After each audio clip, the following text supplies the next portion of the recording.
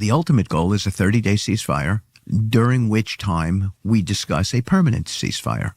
We're not far away from that, but a 30-day ceasefire is something where we have to figure out what all the battlefield conditions are, which is why I began with Kursk. But Kursk is just the beginning of it, because there's this 2,000-kilometer, that's 1,200 miles, this 2,000-kilometer border between Ukraine and Russia, where the Russian and Ukrainian troops are involved in, 50, 60, 70, maybe 80 firefights throughout this border with all kinds of different conditions. Putin asked me in the meeting, what should I do in a particular area where we have people surrounded and they don't want to give up? Do I kill them? How do I get them to give up? I'm happy not to kill everybody. I'm happy to get people to wave the white flag if I can get them to wave the white flag. And that one situation, Steve, this is Putin talking to me, is just one example of 70, 80, 90 different situations out there along this border. Vladimir Putin is usually, and certainly throughout the first 3 years of this war, was almost exclusively characterized in the West as the wannabe Hitler. This evil person, there was no good in him. All he wanted to do was kill everybody and kill all the innocent people and didn't care anything.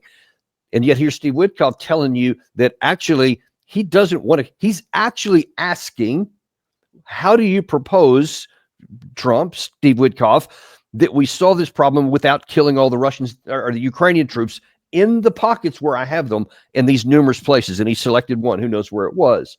But we know that there's a number of them. I've showed you on the map frequently a lot of the pockets where a lot of Ukrainians are stuffed into, or at least where they're surrounded on three sides. And Putin is saying, I don't want to kill them.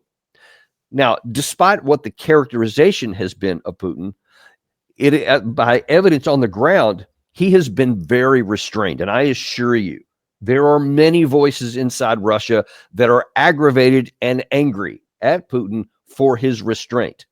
And he has shown tremendous restraint, no matter what anybody in the West wants to say. And of course, they won't say that because that undermines the view of Putin as an irrational, evil person who just wants to kill and destroy.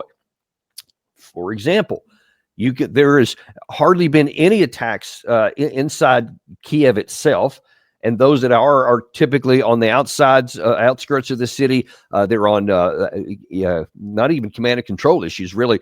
War-making facilities, places where they have ammunition depots, etc. To date, maybe I missed something earlier in the war, but to date, I have not seen any strikes, and certainly not in the last couple of years, at the power ministries inside Kyiv. If Russia was just wanting to have a scorched earth policy, if they just wanted to kill and maim, they would have been knocking out the Verkhovna Rada, the parliament building, the presidential palace, where the defense ministry is. I mean, they would have been hitting all those things. And there is a lot of military utility in hitting some of those, especially the defense ministry, their intelligence facilities. I think they actually did hit that once or twice, but only once or twice, as opposed to what they could do with their military capabilities and missiles. They could have rubbled those buildings. They could have just saturated the air defense with lots of drones when they're trying to shoot those down. And like even before they had reloaded, if they wanted, then they could have followed immediately by some of their Kinzels or the Soreshnik or some of the other hypersonics. And some number of those would have gotten through. They literally could have rubbled those buildings. They could have hit a lot more civilian infrastructure. Now, I mean, not even civilian infrastructure. They could have just have on a terror list where they just go in and just blow up a bunch of stuff that the Ukrainians have to damage their morale or something like that, make them want to give up fighting by hitting just civilian targets. They could have done that in mass. You see that, especially outside of Kyiv, where they do have pretty robust air defense capabilities. In a lot of these other cities, even out into the western part of the country, there's limited. So if Russia just wanted to blow up a bunch of stuff, they could have just decimated Ukraine. Even now, there's still lots of military infrastructure like bridges, railroad stations, etc., that Russia could take under fire, but they haven't so far, at least not away from the front lines. So when you see Steve Witkoff saying, hey, Putin actually doesn't want to have to kill anybody he doesn't need to, and he's asking for some help. We have to get this thing negotiated. As it turns out, that there has been a profound number of casualties, almost certainly well over 1 million Ukrainians killed in just the battle. And they're trying to do this methodical set piece battle where they use heavy firepower as opposed to large scale operations. So that has been the demilitarization that Putin had talked about from the beginning that's going on there. And yet he's still asking, I don't want to have to kill anymore to get this war over with here. And I think that there's reason to believe that that's true. Because if it wasn't true, he wouldn't have said to Trump, yeah, I'll give these people a chance to surrender, which he did last week in the Kursk area, or some of these other areas where he was asked not to. He asked Witkoff himself, apparently, what do you propose that I do here? I don't want to have to do this, but it is a war, and we are going to continue to do this if they don't surrender. So he's asking them to do that. In terms of even getting the 30-day ceasefire, is that all these situations that he mentioned there, these things have to be resolved before, apparently, from the Russian side, they'll even willing to do the 30-day ceasefire. That is a big ask. And so I think that's one of the other things that people need to have sober-minded coming out of this, is that unless the Ukraine side is willing to make some pretty big concessions, the chances that we come out of this with a 30-day full ceasefire is pretty low. Because, all of those issues, just on that one thing he was talking about with these 70 or 80 different situations all along the front, you may remember that exact phrase of 2,000-kilometer front was voiced by Putin a week or so ago after he had talked to Trump. And he said, yeah, these are issues and a lot of questions have to be answered here. He had this whole long list of them. And that was one of them. How are we going to resolve it? Who is going to monitor this stuff? Who's going to be responsible for taking care of all these things? A lot of big questions. These things would take probably months of really tough negotiations if the both sides were genuinely willing on getting to them, because you have to figure out on every one of those questions that Putin asks, it's a tough negotiations. One side has to give, the other side has to hold its nose, whatever. Nobody's going to be perfectly satisfied. But the side that has the most leverage, the side that has the most power, is going to have a trump card in most of those if it doesn't work out the way they want.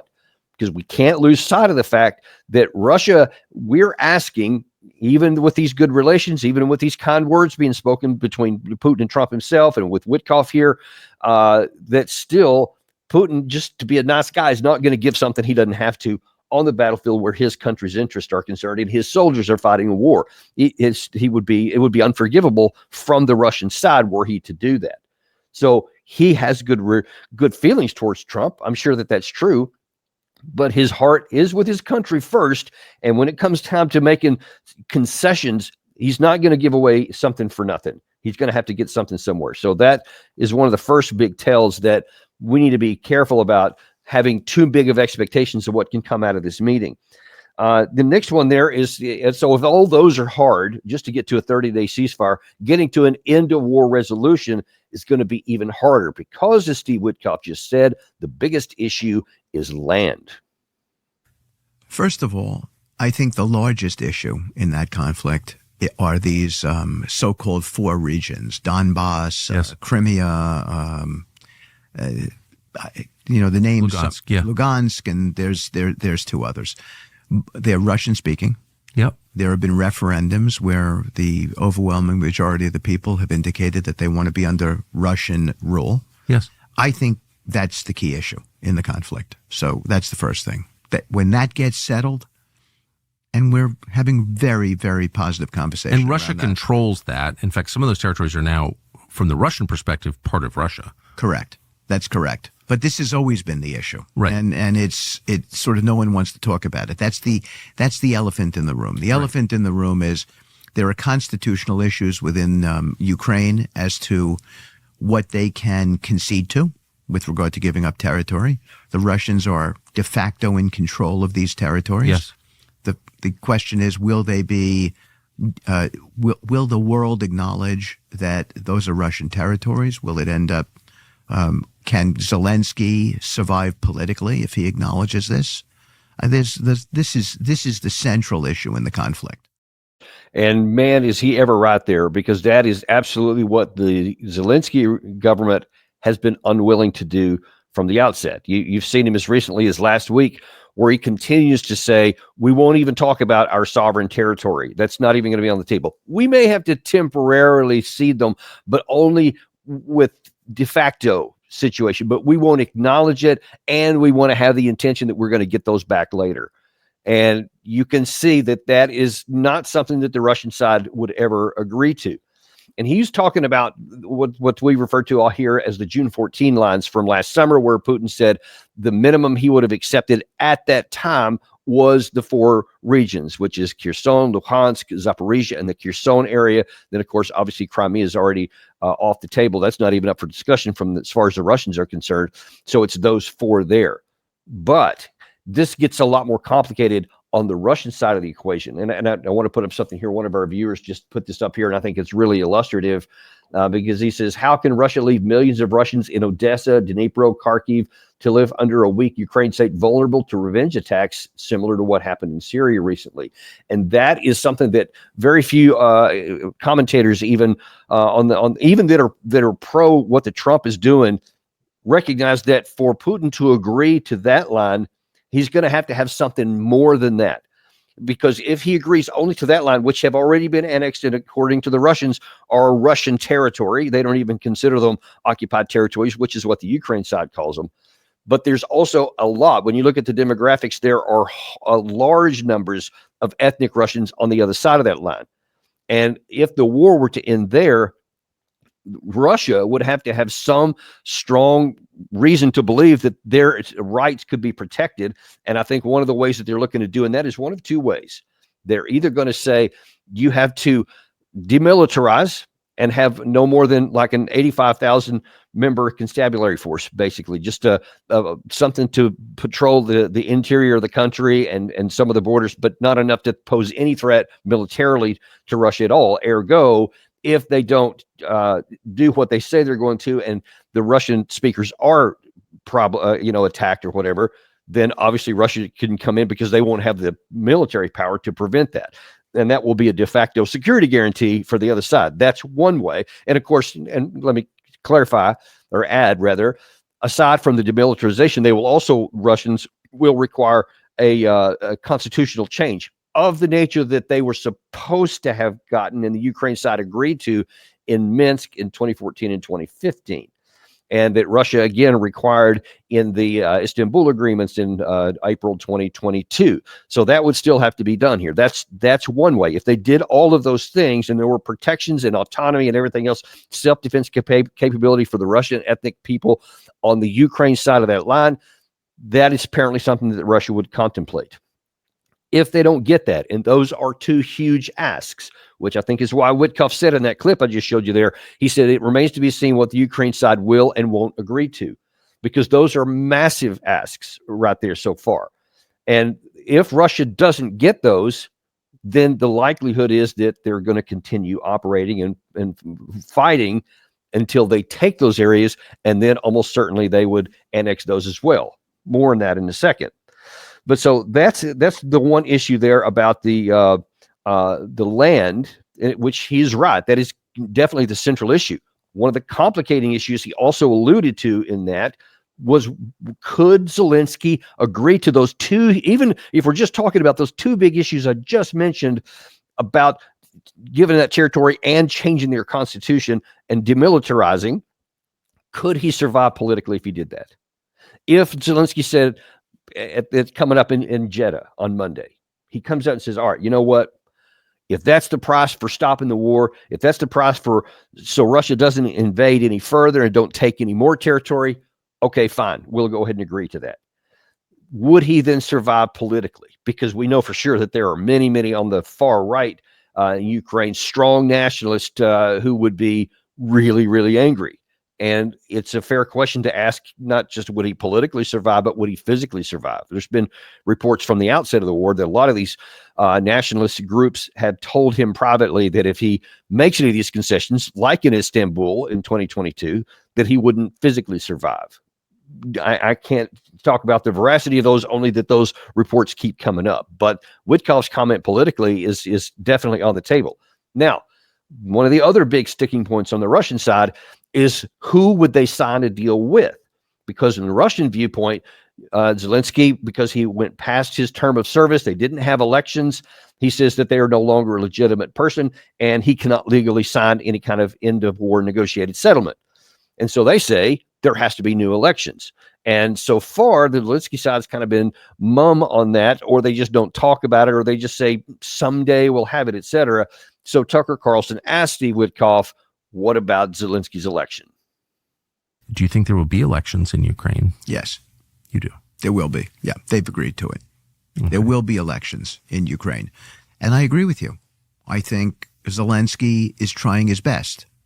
I think he's in a very, very difficult position, but he's up against a nuclear nation. Yes. And he's also up against a nation that has 4 times the population that he has. And so he's got to know that that he's going to get ground down. Now is the best time for him to get a deal done. President Trump can deliver him the best possible deal he's ever going to get. Okay, that is maybe the most important soundbite that we played so far. And I think the one that Zelensky needs to be paying attention to more than anything. First of all, in terms of the election, he just categorically, absolutely said, yes, there will be election. He's agreed to it. So now he's on the record. And if he doesn't, if Trump and Witkoff don't see some kind of positive public steps that the Ukraine side says coming out of this agreement, coming out of this meeting here, then I think you're going to see more and more willingness on the U.S. side to walk. Because if he doesn't do what Trump just through Witkoff committed him to doing, yes, there will be an election, then you're going to start seeing him walk away. That's one thing. That's a big one. But some of the other stuff he said in that clip were even more important, because he said what we've talked about on this channel forever is that the power balance between the two sides is irrevocably on the Russian side. If he doesn't agree to do these things, if he doesn't have an election, if he doesn't agree to give up this territory, if he doesn't agree to change the Constitution and demilitarize according to the numbers that the Russians are asking, he will get ground down. And he's also, Witkoff is implying there that if you don't agree to these things, we're not going to stop Russia, because we can't. We're not going to go to war. Elsewhere in that, several places actually, in that about an hour and a half total interview on Tucker Carlson, strongly recommend you go to his YouTube channel and watch that whole thing. It's absolutely fascinating. Is that he says, we're not going to go to World War III. He was emphatic about that. We're not going to get into a situation to where if the terms don't work out according to what our preferences are, that we would go to war with Russia, which absolutely means if Zelensky doesn't agree to those hard terms I just mentioned, all of them, that almost certainly Russia is going to continue to fight until they seize those territories, and they don't have to worry about whether there's going to be a change of constitution or anything else. They will physically take possession of those countries. Now, if you think that's just hyperbole, I've showed you, I don't know, 2 or 3 weeks ago, where Colonel Marcus Reisner of Austria laid out what he thinks, if there's no agreement, where he thinks it'd be. And it was all of what's called Novorossiya. Well, he's not the only one. There was this report from Military Summary reporting on another comment just this morning. Pro-Russian resources published very interesting article. Corriere della Sera stated that if Ukraine rejects the peace agreements, Russia will go further and lay claim to all Novorossiya, including Odessa, Nikolaev, Dnipropetrovsk, and Kharkov. That was stated by some Western sources. So you see, that's not the only one of that. And a lot of those comments are also coming out of many Russian sources. I was reading some of the Russian media this morning, and they are just absolutely beside themselves on not wanting the negotiated settlement to come out according to the terms that Witkoff's talking about, because they don't want to have to trust anyone. Witkoff mentioned at the beginning of this series, this clip I showed you here, about how important trust is between the two sides. So many in the West, especially Europe, they continually say, well, how can you trust anything Russia says? They break every promise, etc.